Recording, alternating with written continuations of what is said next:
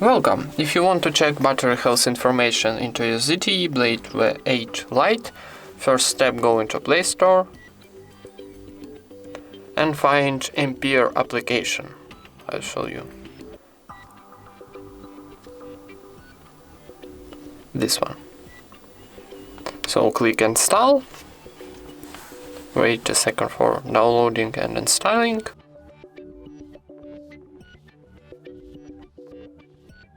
Then open this application.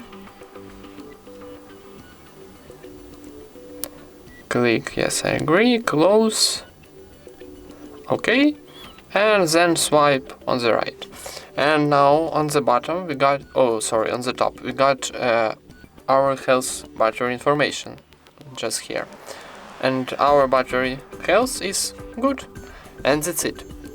Thank you for watching, leave thumbs ups and subscribe to our channel.